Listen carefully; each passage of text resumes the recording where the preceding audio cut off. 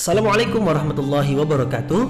Mari klik subscribe di channel ini dan aktifkan tanda loncengnya untuk mendapatkan update pemberitahuan di video berikutnya.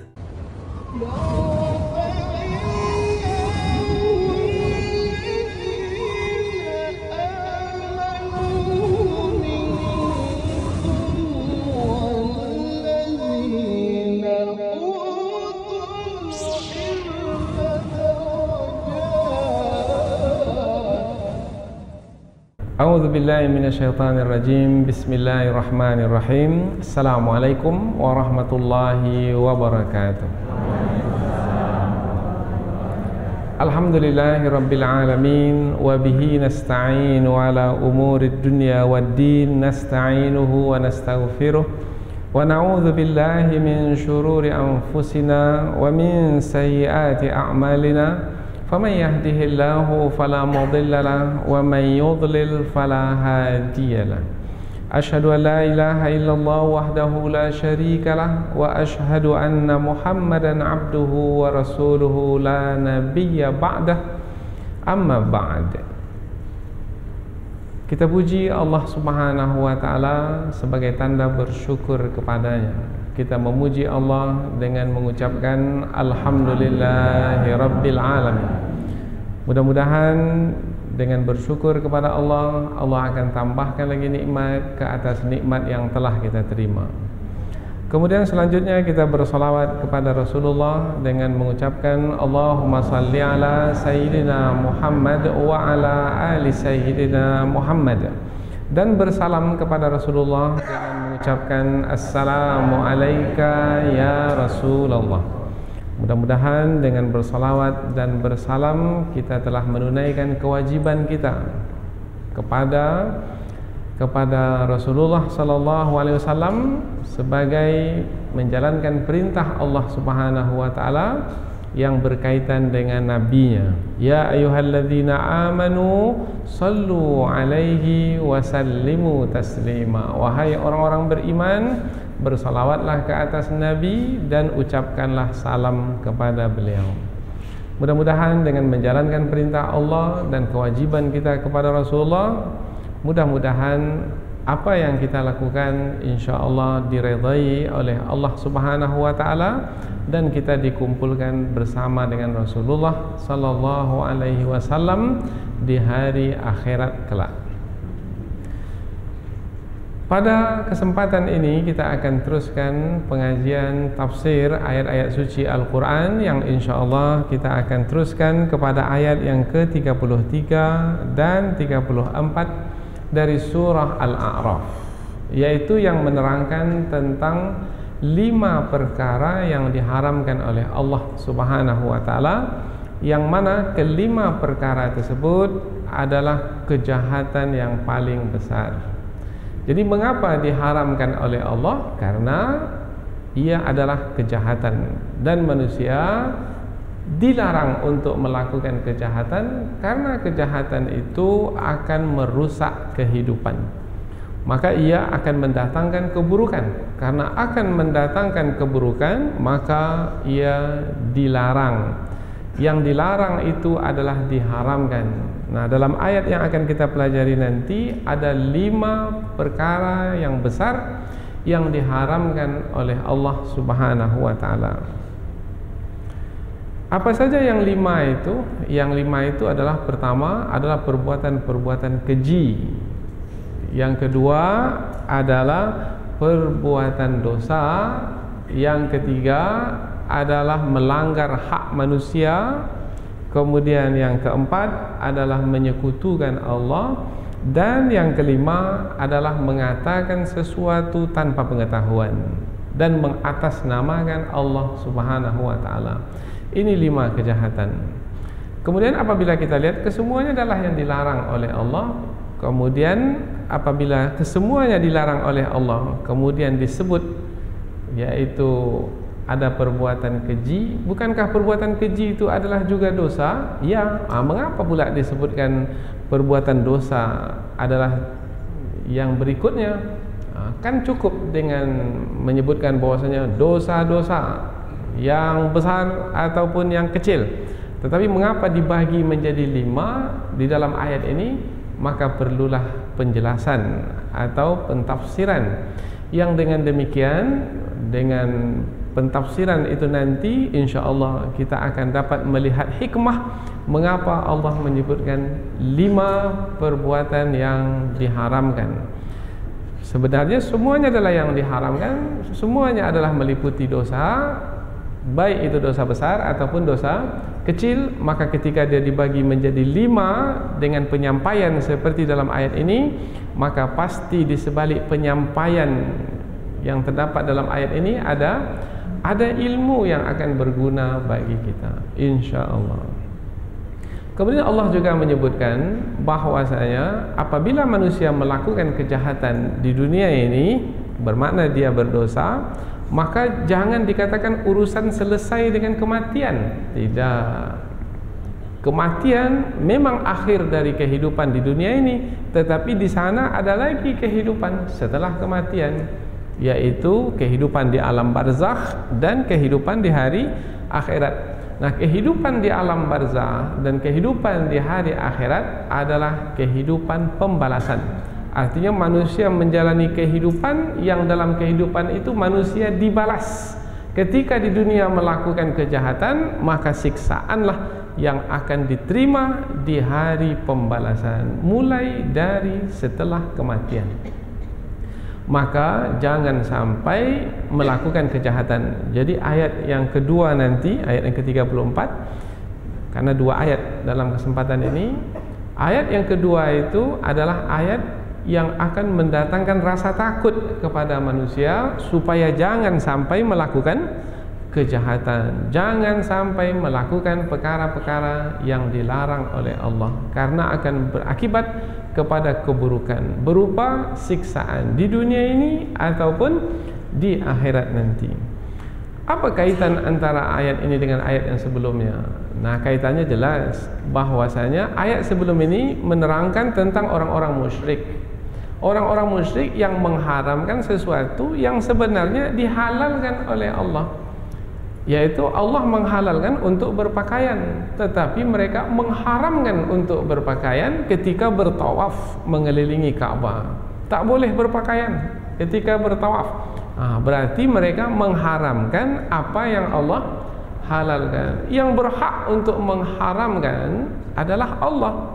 Nah, jadi setelah Allah menerangkan orang-orang musyrik yang mengharamkan, dan itu bukanlah hak mereka, Allah menerangkan bahwasanya dirinya lah yang berhak untuk mengharamkan. Dan apa saja yang Allah haramkan? Nah, ini dia ayatnya. Jadi ayat sebelum ini menerangkan orang-orang musyrik yang mengharamkan, itu bukan hak mereka. Sekarang pula adalah Allah yang mengharamkan, dan itu adalah hak Allah. Jadi yang berhak untuk mengharamkan ataupun menghalalkan hanyalah Allah. Manusia tidak berhak untuk menghalalkan atau mengharamkan. Nah, perbuatan menghalalkan atau mengharamkan itu adalah perbuatan Allah. Itulah yang disebut dengan syariat, dan itulah yang disebut dengan batasan. Maka kalau melakukan sesuatu, lakukanlah yang dihalalkan oleh Allah, dan jangan lakukan yang diharamkan oleh Allah. Maka jaga batasan-batasan Allah, yang batasan-batasan tersebut adalah apa-apa yang dihalalkan dan apa-apa yang diharamkan. Yang dihalalkan itu diperintahkan, dan yang diharamkan itu adalah yang dilarang. Maka yang berhak memerintah adalah Allah, dan yang berhak melarang adalah Allah. Jadi kalau kita juga memerintah atau melarang, orang tua memerintah ataupun melarang, yang berkuasa memerintah ataupun melarang, mesti memerintah seperti apa yang diperintahkan oleh Allah, dan mesti melarang seperti apa yang dilarang oleh Allah. Tidak boleh keluar dari itu. Keluar dari itu berarti melanggar. Melanggar berarti melakukan kejahatan, berdosa, maka akan menerima siksa apabila tidak segera bertaubat kepada Allah Subhanahu wa taala. Inilah dia muqaddimah atau pengantar dari pengajian kita pada kesempatan ini. Selanjutnya kita akan pindah ke tafsir ayat, yaitu penjelasan yang lebih panjang dari ayat, namun kita akan membacanya terlebih dahulu Setelah itu kita menerjemahkan secara harfiah, kata per kata. Setelah itu kita akan sampaikan kesimpulan ringkas sebelum kita pindah ke tafsir yang lebih panjang. Allah Subhanahu wa taala berfirman, A'udzu billahi minasyaitonir rajim. Bismillahirrahmanirrahim. Qul innama harrama rabbiyal fawahisha ma zahara minha wa ma batan wal ithma wal baghya bighairil haqq wa an tusyriku billahi ma lam yunazzil bihi sultana wa an taqulu 'ala Allahi ma la ta'lamun wa likulli ummatin ajal fa idza jaa ajaluhum la yastakhiruna sa'atan wa la yastaqdimun. Allah berfirman, Qul, katakanlah wahai Muhammad. Ini perintah dari siapa? Dari Allah. Kepada siapa? Kepada Rasulullah. Karena ayat ini turun kepada Rasulullah. Katakanlah wahai Muhammad perkataan berikut ini. Kepada siapa dikatakan? Nah, apabila ayat sebelum ini menerangkan tentang orang-orang musyrik, yaitu tentang orang-orang musyrik yang melakukan perbuatan yang tercela, perbuatan yang keji, yaitu bertawaf mengelilingi Ka'bah dalam keadaan tidak berpakaian, maka katakan kepada mereka perkataan berikut ini supaya mereka faham bahwasanya yang berhak untuk mengharamkan adalah Allah, bukan mereka. Qul, katakanlah wahai Muhammad perkataan berikut ini. Innama, sesungguhnya hanya, harrama rabbiya, Tuhanku mengharamkan al-fawahisha, perbuatan-perbuatan keji, ma zahara minha, apa-apa yang nyata darinya, wa ma batan, dan apa-apa yang tersembunyi. Atau boleh juga kita mengatakan baik itu yang nyata ataupun yang tersembunyi. Pandai kita lah dalam menerjemahkan. Wal isma wal baghya bighairil haqq. Wal isma, dan perbuatan dosa, wal baghya bighairil haqq, dan melanggar hak manusia tanpa kebenaran. Wa an tusyriku billahi, dan Allah juga mengharamkan perbuatan kamu yang menyekutukan Allah, malam yunazzil bihi sultana, dengan sesuatu yang Allah tidak menurunkan alasan untuknya. Jadi tak ada Allah memberikan dalil bahwasanya Allah boleh disekutukan dengan berhala, tidak ada. Maka apabila ada yang menyekutukan Allah dengan berhala, maka berhala yang dijadikan sebagai sekutu Allah itu bukanlah datang dari Allah, tetapi itu adalah yang dibuat-buat sendiri, yang ditetapkan sendiri oleh manusia. Wa an taqulu 'ala Allah, dan Allah juga mengharamkan perbuatan kamu berkata atas nama Allah, ma la ta'lamun, apa-apa yang kamu tidak mengetahuinya. Allah juga mengharamkan. Kalau kamu berkata dengan pengetahuan, jangan berkata tanpa pengetahuan. Kita ulang dari pangkal ayat. Katakanlah, sesungguhnya Tuhanku hanya mengharamkan perbuatan-perbuatan keji, baik itu yang nyata ataupun yang tersembunyi. Dan juga Tuhanku mengharamkan perbuatan dosa dan perbuatan melanggar hak manusia tanpa kebenaran. Dan juga Tuhanku mengharamkan perbuatan kamu menyekutukan Allah dengan sesuatu yang Allah tidak menurunkan alasan untuknya. Dan Allah juga telah mengharamkan perbuatan kamu mengatakan apa-apa yang tidak kamu ketahui atas nama Allah atau terhadap Allah. Ayat berikutnya, walikulli ummatin ajal. Walikulli, dan bagi tiap-tiap, ummatin, umat, ajal, mempunyai ajal. Jadi ada ajal. Ajal maknanya batas akhir. Batas akhir. Nanti kita terangkan apa makna batas akhir di sini. Fa idza jaa ajaluhum, fa idza, maka apabila jaa, telah datang, ajaluhum, ajal mereka, yaitu batas akhir mereka, la yastakhiruna sa'atan, mereka itu tidak mampu untuk melambatkannya sesaat pun, wala yastaqdimun, dan tidak pula untuk mempercepatnya sesaat pun. Atau boleh juga dengan perkataan lain, mereka itu tidak mampu untuk memundurkannya sesaat pun atau memajukannya sesaat pun. Boleh. Dari pangkal ayat, dan bagi tiap-tiap umat itu mempunyai ajal, maka apabila telah datang ajal mereka, maka mereka tidak mampu untuk memundurkannya sesaat pun atau memajukannya sesaat pun. Jadi dua ayat ini menerangkan tentang kehidupan di dunia ini, bahwasanya Allah Subhanahu wa taala telah mengatur hidup manusia di dunia ini. Yaitu ada perkara-perkara yang dilarang oleh Allah, yang apabila dilakukan maka ia adalah perbuatan yang haram. Apabila dilakukan perbuatan yang haram itu, maka manusia berdosa.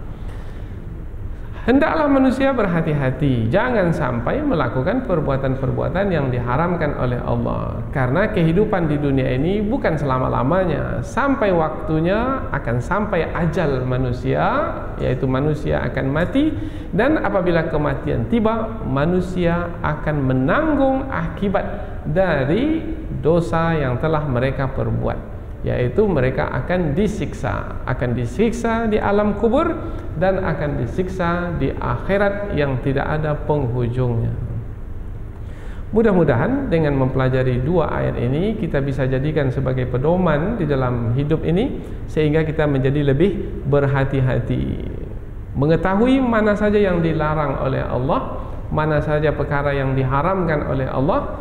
Kemudian kita selalu ingat bahwasanya setiap apa yang kita lakukan di dunia ini akan kita jumpai balasannya, baik di dunia ini ataupun di akhirat nanti dengan pasti. Karena kata ajal nanti kita akan jumpai dalam tafsir, ujung itu bukan hanya bermakna kematian, tetapi juga maknanya adalah ketentuan waktu yang telah Allah tetapkan. Kalau setelah sampai ajal untuk disiksa, telah sampai penghujung waktu yang diberi tangguh manusia, nah sampai ujungnya selesai sudah, Allah tak beri tangguh lagi, maka ketika itu pun manusia disiksa. Seperti yang berlaku ke atas kaum-kaum yang terdahulu, mereka disiksa sebelum mereka menutup usia, disiksa terlebih dahulu, karena Allah telah memberikan pemberitahuan yang jelas, dan tidak ada alasan bagi manusia untuk tidak mengetahui bahwasanya setiap yang melakukan kejahatan pasti akan melihat balasan di dunia ini dan di akhirat nanti. Faman ya'mal mithqala dzarratin khairan yarah wa man ya'mal mithqala dzarratin syarran yarah. Barang siapa yang melakukan kebaikan sekecil apapun, pasti dia akan melihat balasannya. Dan barang siapa yang melakukan kejahatan sekecil apapun, pasti dia akan melihat balasannya. Itu sudah menjadi ketetapan Allah, dan ketetapan itu tidak akan berubah sampai kapanpun, karena dia sudah ditetapkan oleh Allah sebagai sunnahnya. Selanjutnya kita akan pindah ke tafsir ayat. Di permulaan ayat, Allah Subhanahu wa taala menggunakan perkataan kul, katakanlah wahai Muhammad. Perkataan berikut ini bermakna Rasulullah bukanlah yang menetapkan syariat itu, syariat halal haram itu dengan diri baginda sendiri, tidak. Karena Rasulullah adalah seorang rasul. Seorang rasul tugasnya adalah menyampaikan apa yang diterima dari Allah, itu yang disampaikan kepada manusia. Apa yang diterima dari Allah? Yang diterima dari Allah, wahai Muhammad, katakan perkataan ini. Maka Nabi Muhammad pun mengatakan perkataan yang ada dalam ayat ini, yaitu, wahai manusia, Allah telah mengharamkan ini. Jadi adanya perkataan kul di pangkal ayat menerangkan bahwasanya syariat yang disampaikan oleh Nabi Muhammad itu adalah syariat dari Allah Subhanahu wa taala. Jadi syariat Islam itu dari Allah. Nabi Muhammad hanyalah sebagai yang menyampaikan saja.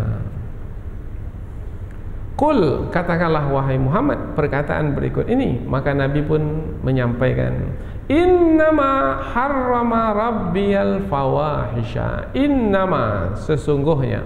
Innama ini adatun lit tahsir, yaitu kata yang digunakan untuk menerangkan bahwasanya yang berikut inilah yang diharamkan oleh Allah. Yang berikut ini 1, 2, 3, 4, 5 disebutkan. Ini dia yang diharamkan oleh Allah. Apabila ini adalah yang diharamkan oleh Allah, maka yang di luar ini, yang tidak diharamkan oleh Allah, itu bukanlah haram. Maksudnya dengan kata innama ini, yang diharamkan oleh orang-orang musyrik itu tidak termasuk ke dalam yang diharamkan oleh Allah, maka yang diharamkan oleh orang musyrik itu tidak haram. Nah, ini makna innama. Jadi innama ini membawa makna pembatasan. Mana saja yang diharamkan oleh Allah, yang diharamkan oleh Allah adalah yang dimasukkan ke dalam ayat ini. Adapun yang tidak termasuk ke dalam yang disebutkan oleh Allah di dalam ayat ini, maka bukanlah yang diharamkan oleh Allah. Umpamanya sebelum ini juga diterangkan, ada orang yang pergi haji, kemudian semasa ia menjalankan ibadah haji mengharamkan makanan atau minuman tertentu, yaitu tak boleh makan yang bernyawa. Makan sayur-sayur saja selama ibadah haji ini. Padahal itu bukanlah yang diharamkan oleh Allah. Boleh kita memakan daging-daging selama menunaikan ibadah haji umpamanya, boleh. Tapi ada manusia yang mengharamkan apa yang sebenarnya Allah tidak mengharamkannya, maka itu bukanlah yang diharamkan. Jadi kata innama di sini dipakai adalah sebagai penegasan terhadap ayat yang sebelum ini yang menerangkan bahwasanya di sana ada pula selain Allah yang mengharamkan. Padahal yang berhak untuk mengharamkan hanyalah. Nah, kata innama ini membawa makna hanyalah. Sesungguhnya hanyalah Tuhanku yang mengharamkan. Jadi selain Allah tidak berhak untuk mengharamkan, dan apa yang diharamkan oleh selain Allah itu tidaklah ditetapkan sebagai yang diharamkan. Jadi penentu halal haram itu adalah Allah. Qul innama harrama rabbiya Tuhanku, Rabbku yang menciptakanku, yang mengatur hidupku, yang menolongku, yang melindungiku, yang membimbingku, menunjukiku. Itu makna Rabb. Sesungguhnya Tuhanku harrama, mengharamkan. Setiap apa yang diharamkan oleh Allah pasti buruk. Setiap apa yang dihalalkan oleh Allah pasti baik. Jadi Allah mengharamkan yang buruk-buruk. Mengapa Allah mengharamkan yang buruk-buruk? Supaya manusia tidak mendapatkan keburukan. Maka yang buruk-buruk itu diharamkan. Umpamanya, nanti kita akan sebut satu persatu. Umpamanya perbuatan zina, itu diharamkan oleh Allah. Ia adalah perbuatan keji, buruk sekali. Apa sebab? Sebab dengan perbuatan zina itu tidak diketahui lagi nanti keturunan itu, anak itu siapa bapaknya, siapa yang bertanggung jawab sebenarnya ke atas hidupnya. Hilang nasab, hilang garis keturunan, keji sekali. Maka diharamkan yang buruk seperti zina itu sebab bisa mendatangkan keburukan dalam kehidupan manusia.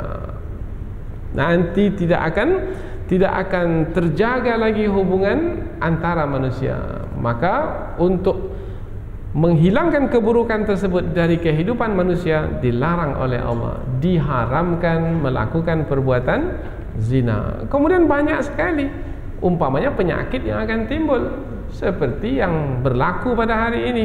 Dengan berleluasanya zina, maka sekarang ini ada HIV, ada AIDS dan lain sebagainya.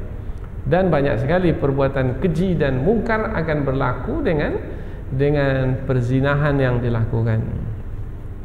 Ini contoh. Jadi setiap yang diharamkan oleh Allah adalah perbuatan buruk. Dan beruntunglah manusia, karena apabila Allah telah menerangkan ini buruk, ini buruk, ini buruk, maka manusia dapat mengetahui yang buruk itu adalah buruk yang sebenarnya. Sebab apabila manusia yang menetapkan yang buruk itu buruk, belum tentu lagi yang ditetapkan oleh manusia itu tepat. Apa sebab? Sebab manusia memiliki ilmu yang terbatas. Ilmu manusia sedikit. Dengan ilmu yang sedikit kemudian menetapkan sesuatu, maka belum tentu lagi yang ditetapkan itu betul. Boleh jadi yang ditetapkan buruk oleh manusia adalah baik, boleh jadi yang ditetapkan baik oleh manusia adalah buruk. Nah, Allah tidak membiarkan penetapan baik dan buruk itu kepada manusia. Tidak.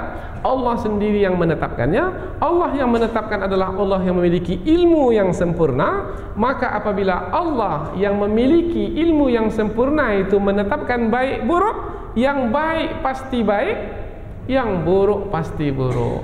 Akhirnya mudahlah bagi kita untuk mengetahui baik dan buruk itu dengan tepat. Sebab yang menetapkannya adalah Allah. Jadi tanpa penetapan Allah maka susah sekali kita menjalani hidup, karena kita tak tahu mana yang baik dan yang buruk.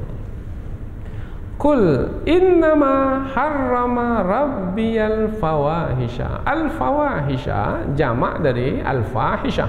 Al-fahisha adalah perbuatan yang keji. Perbuatan yang keji adalah perbuatan yang tak disukai oleh fitrah manusia. Manusia tak suka. Zina, manusia tak menyukai. Apa sebab? Sebab ia akan menghancurkan kehidupan manusia, menghancurkan perhubungan dalam kehidupan manusia.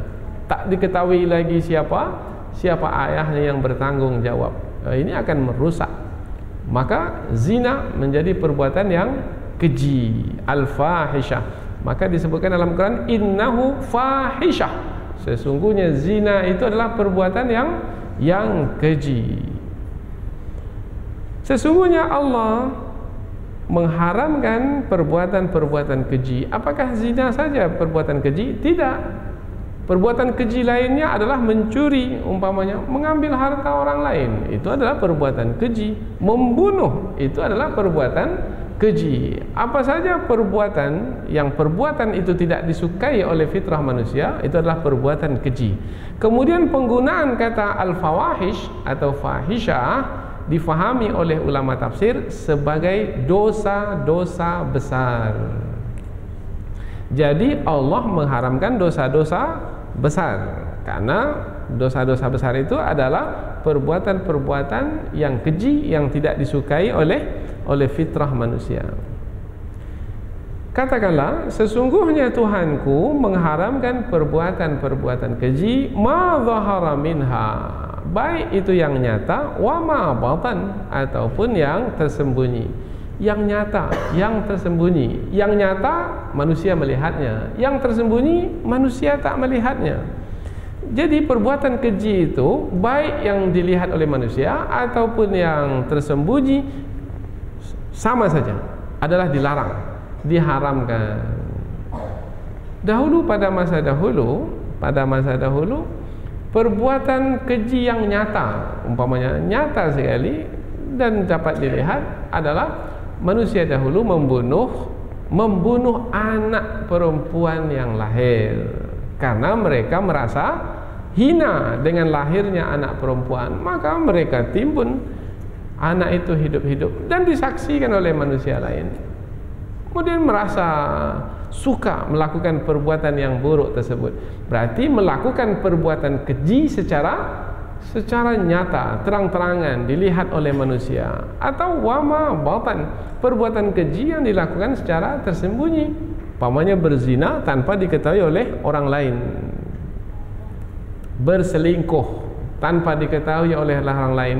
Manusia tak mengetahui, manusia tidak melihatnya, tetapi Allah melihatnya. Perbuatan keji, baik itu yang dilihat oleh manusia ataupun yang tersembunyi, adalah dilarang, diharamkan. Mengapa disebutkan yang nyata dan yang tersembunyi? Maksudnya ada perbuatan itu yang manusia melakukannya secara terang-terangan, dan ada perbuatan itu yang manusia melakukannya secara sembunyi-sembunyi. Apapun cara, itu bukanlah menjadi pertimbangan. Yang menjadi pertimbangan apabila ia telah diharamkan oleh Allah, maka ia adalah yang dilarang. Baik itu cara melakukannya dengan terang-terangan ataupun dengan cara sembunyi-sembunyi. Mencuri dengan cara terang-terangan dan mencuri dengan cara sembunyi-sembunyi. Ada yang terang-terangan, ada terang-terangan, yaitu rusak umpamanya pintu rumah orang, kemudian dia masuk ke dalam secara terang-terangan, kemudian apabila melawan, orang itu akan dibunuh umpamanya terang-terangan, ataupun secara sembunyi-sembunyi pada malam hari, orang tak ada di rumah, kemudian dia mencuri terang-terangan ataupun sembunyi-sembunyi. Yang namanya mencuri diharamkan oleh Allah Subhanahu wa taala. Berikutnya lagi, wal isma, dan perbuatan dosa. Karena sudah disebutkan kata al-fawahisha, fawahisha perbuatan keji itu adalah dosa, dosa besar. Kemudian disebut pula al-isma, maka ulama tafsir pun menyebutkan al-isma di sini adalah dosa-dosa kecil. Dosa-dosa kecil. Apa dosa-dosa kecil? Dosa-dosa kecil umpamanya yang tidak berkaitan dengan orang lain, pada dirinya sendiri. Mungkin dia berbohong umpamanya dalam kehidupan dunia ini, bohong, maka adalah dosa kecil. Tetapi dosa kecil apabila selalu dilakukan, maka dia menjadi dosa besar. Atau dosa kecil apabila dilakukan dengan bersengaja dan dengan kesombongan, maka dia bisa menjadi dosa besar. Umpamanya ada seorang penjual menjual barangnya, kemudian dengan mengatakan ini barang saya ini buatan luar negeri, padahal sebenarnya buatan dalam negeri. Dia berbohong, maka dia berdosa. Apabila dia lakukan dengan bersengaja, meskipun dosa itu kaitan dengan kehidupan dunia, tidak berkaitan dengan dosa besar seperti yang disebutkan, umpamanya mencuri, berzina, meminum minuman keras, berjudi, kemudian menyekutukan Allah. Tetapi apabila dilakukan dengan bersengaja dan berulang kali, maka dosa yang kecil bisa menjadi dosa besar. Tidak sengaja terlontarlah perkataan yang menerangkan aib saudara sendiri, tidak sengaja, berdosa, dosa kecil. Tetapi apabila dilakukan dengan bersengaja dan berulang kali, maka dia menjadi dosa besar. Wal isma wal baghya bighairil haq, wal baghya, dan melanggar hak manusia, bighairil haq, tanpa kebenaran. Ada ulama tafsir menyebutkan kalau al-isma itu dosa yang ditanggung, dosa yang berkaitan dengan pelaku perbuatan dosa, pelaku pembuat dosa itu al-ism.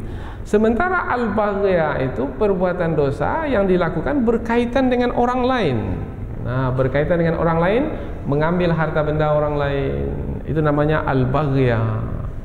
Menzalimi, menganiaya orang lain, itu namanya al-baghya. Maka disebut wal baghya bighairil haq, yaitu melanggar hak manusia yang lain tanpa kebenaran.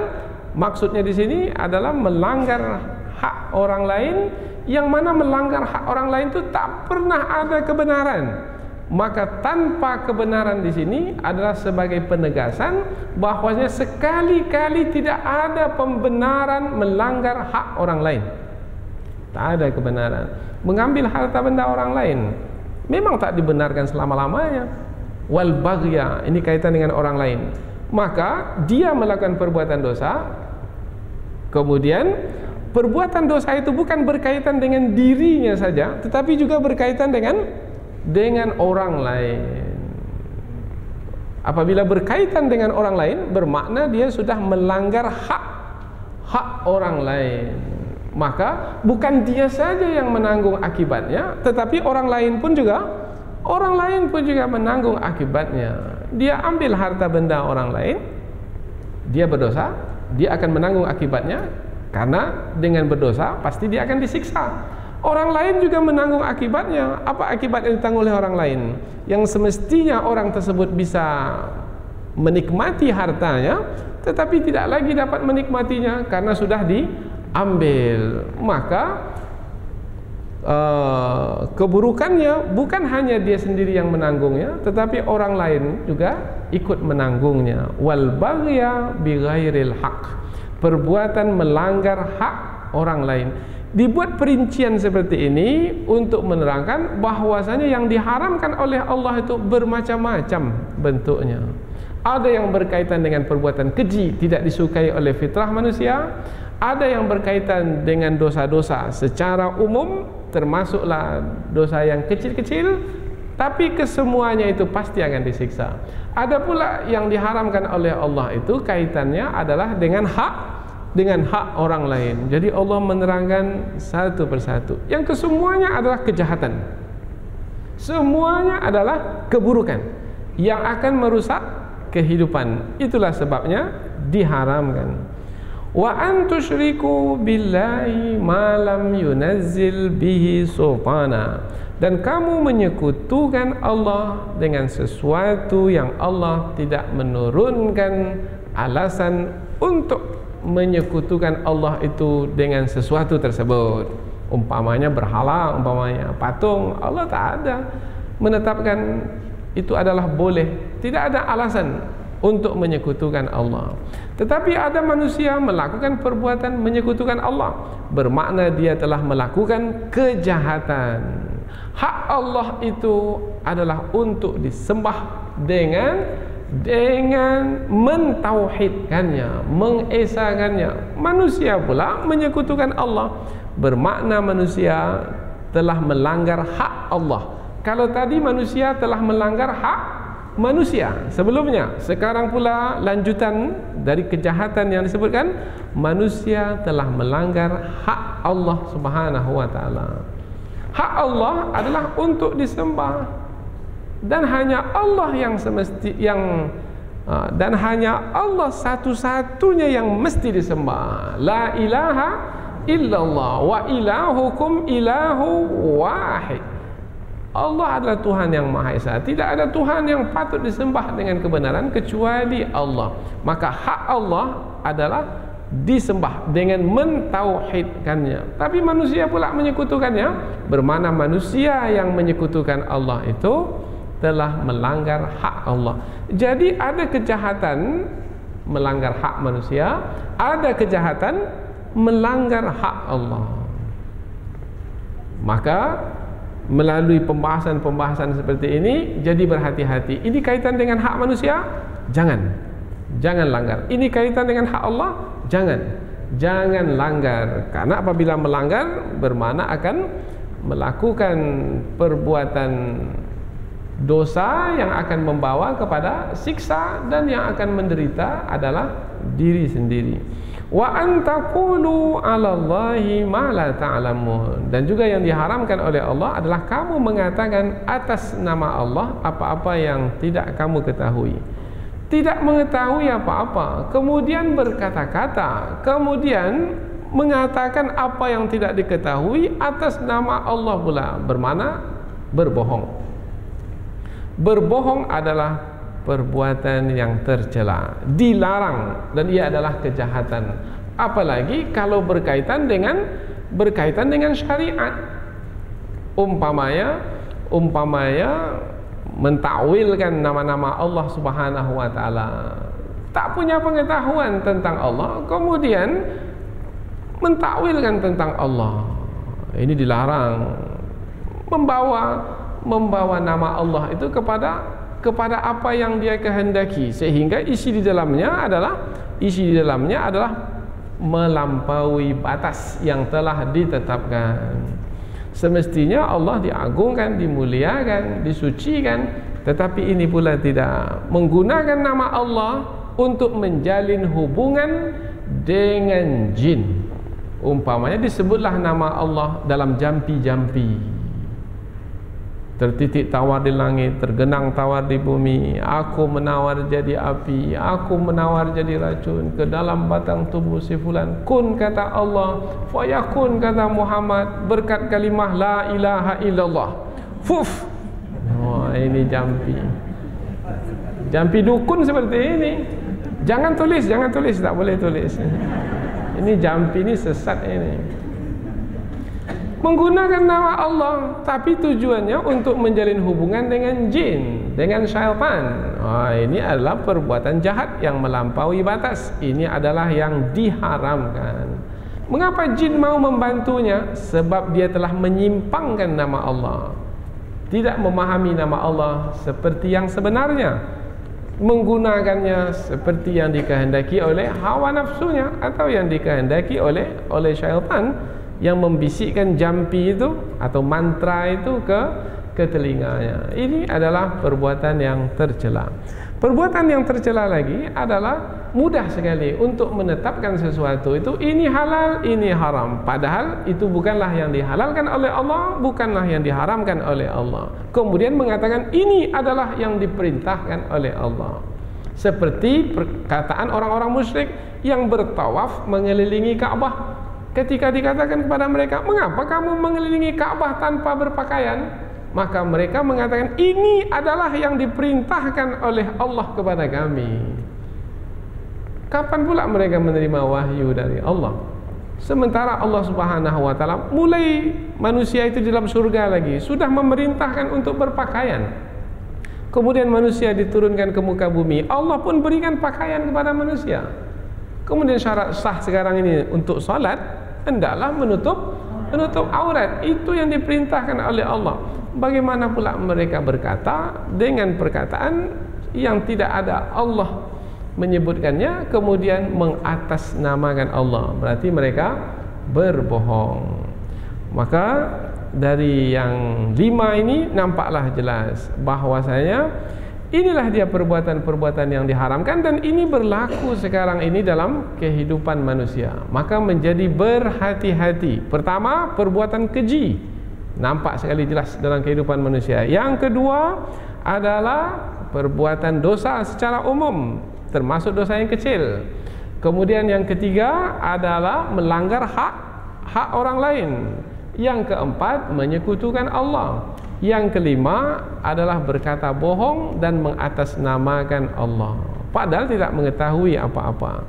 Nah, yang terakhir ini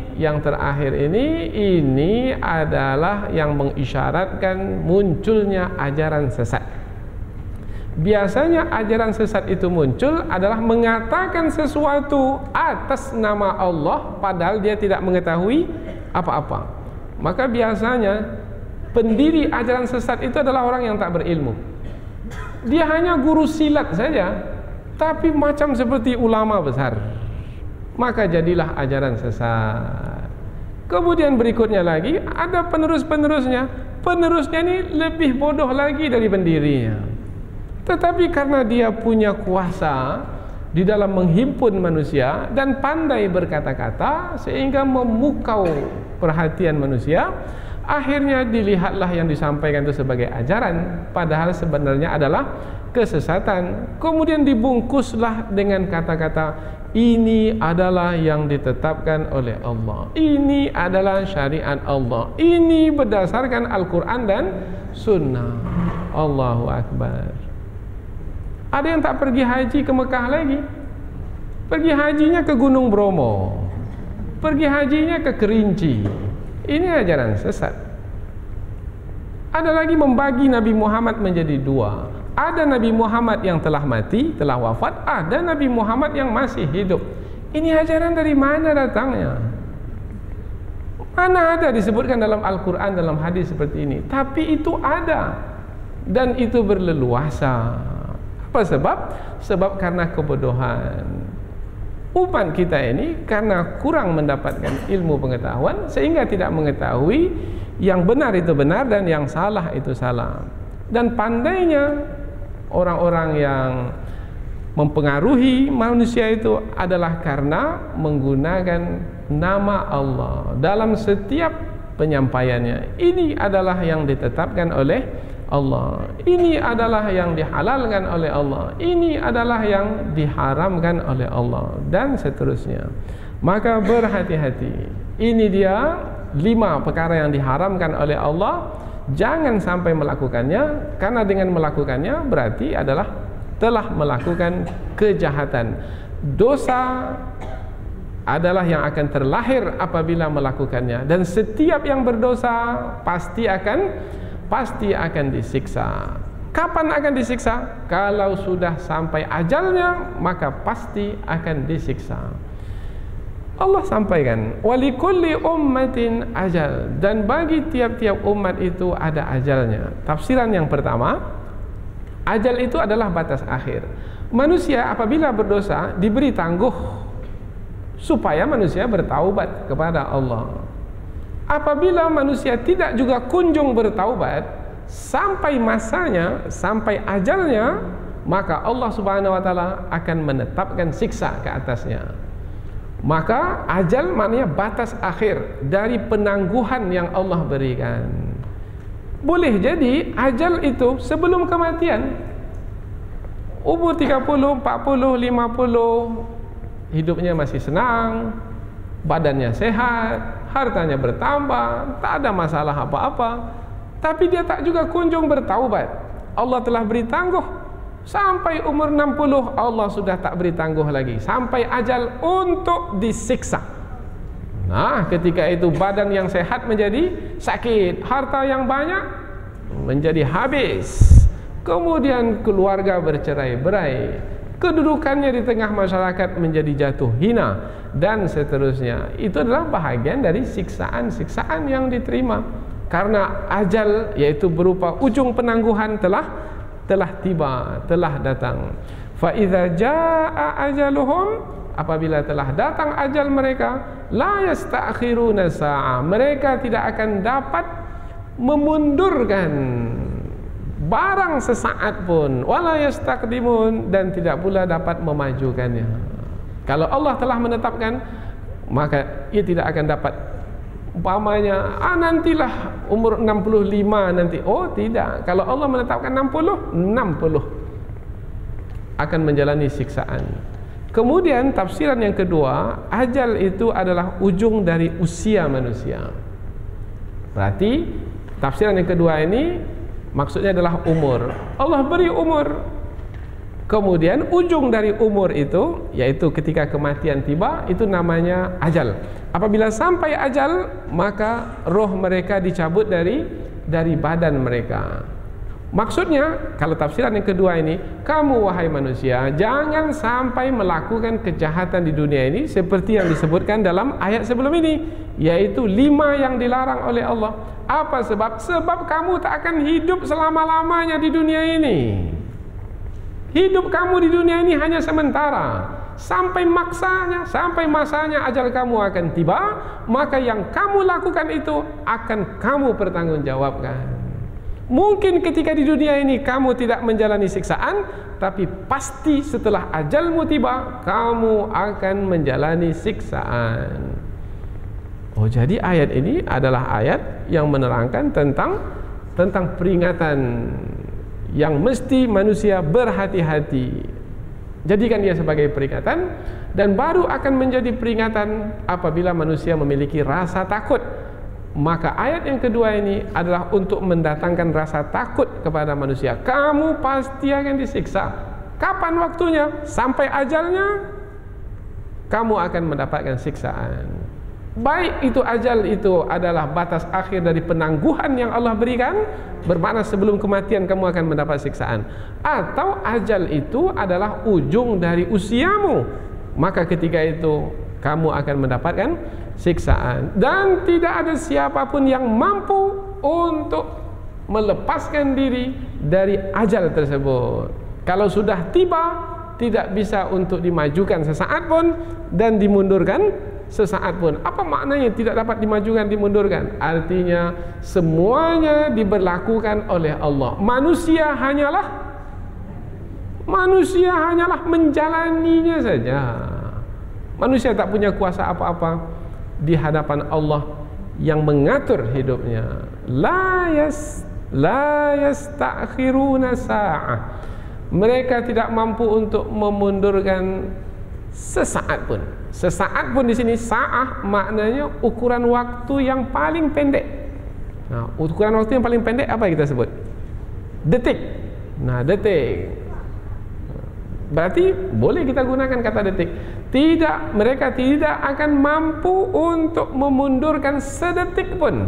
Kalau ada lagi penyebutan waktu yang paling pendek dari detik, maka itulah yang dimasukkan dengan sa'ah.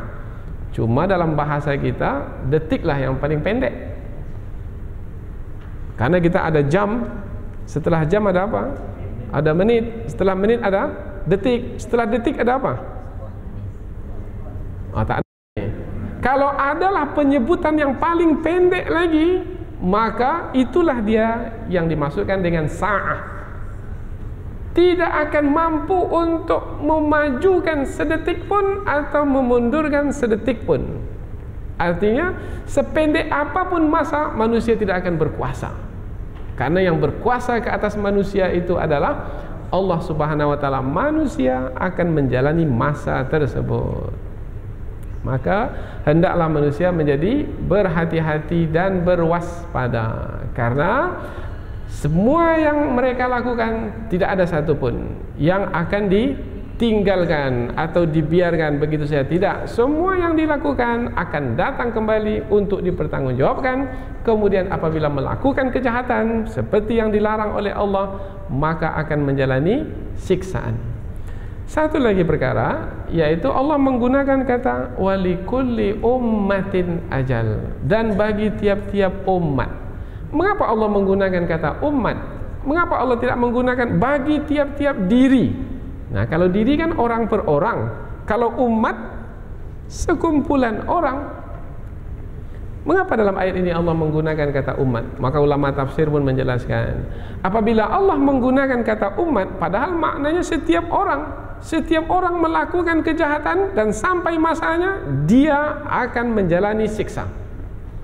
Tapi mengapa dikatakan umat? Maka sebagai penekanan untuk menerangkan, kalau umat saja yang banyak jumlahnya ada ajalnya, apalagi yang satu-satu itu, diri-diri yang satu itu. Apabila umat, biasanya satu umat banyak sekali ya, mungkin boleh jadi sampai ratusan tahun usianya, usia umat itu. Usia umat Nabi Musa umpamanya, usia umat Nabi Muhammad, berapa lamanya? Mulai dari Nabi Muhammad dahulu sampai sekarang.